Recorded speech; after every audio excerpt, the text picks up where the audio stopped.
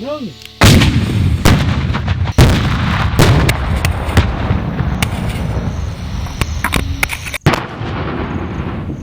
than 110 million active mines are scattered in 70 countries around the world, according to the United Nations.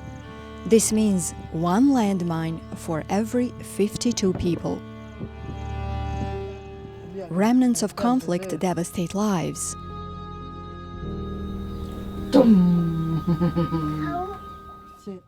Like the life of a young family in Laos, featured in a powerful documentary called Surviving the Peace.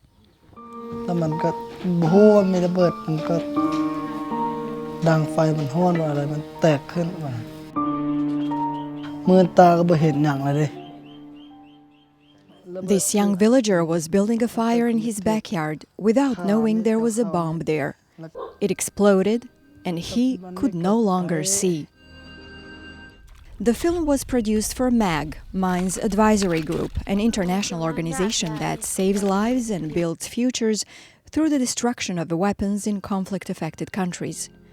Since 1989, MAG has worked in over 35 countries, and in 1997 was awarded the Nobel Peace Prize. So there's tried and tested methods of establishing yourselves on the ground quickly and immediately having an impact on the local population, and to immediately start clearing the dangerous items that are there and causing a problem. We have about 3,500 people working around the world, and 96% of that staff are local people in the countries where we're working. The goal of the documentary, fittingly named Surviving the Peace, is to profile MAG's global work, but more importantly, to create a strong, compelling case for the problem they are trying to solve and the impact it has on the local population. Laos, being the most heavily bombed country in history, where unexploded ordnance left after the Vietnam War is still found 40 years later, was chosen as the country that would best represent MAG's work.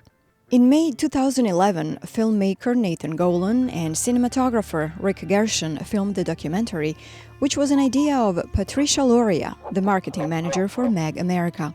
The production team was only able to spend 7 days inside of Laos for the filming, but they were personally impacted by what they discovered about Laos and its people. Mostly we hire locals, and these people are kind of fighting every day, putting their life at risk to clean up their country.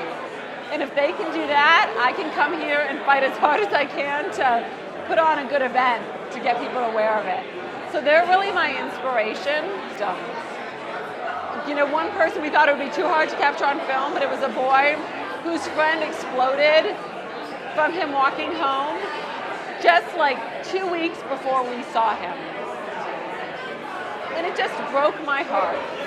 And it just kind of left me coming home saying, I have to do everything I can for that boy. So I guess whenever I'm feeling tired, he's my inspiration. And I think particularly given the subject that we were covering, we had sensitivities to the fact that here we are in these people's homes as Americans. I mean, these were American bombs that injured people, and we never felt the slightest bit of reproach from these people. Like Rick said, everyone was welcoming. I mean, they offered us food, they offered us anything we needed. They spent, entire days with us. Some people gave up work for a day to spend time with us to tell this story. And I think we were just really floored by how gracious and welcoming people were, particularly considering what we were there to talk about.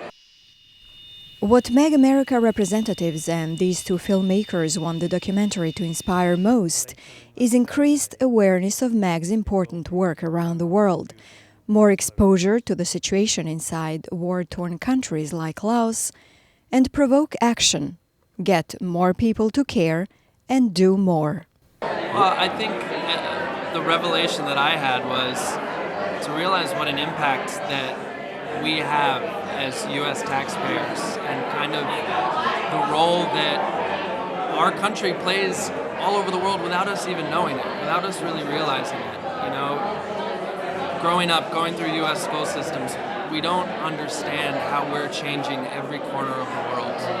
And I think to be there and to see the legacy of what happened during the Vietnam conflict, that really sunk in. I think for me, it just hit me that, war is really personal, and no matter what. One of the contrasts I like from the film is that you see a lot of these bombs being dropped from 30,000 feet in the air or whatever, but, we got to meet the people that were being affected by it. And, war is a necessary evil sometimes, but it's really personal. And it affects a lot of people, and I think that it's a thing that we as filmmakers need to constantly remind people of, that, no matter what's going on, war is really, really personal.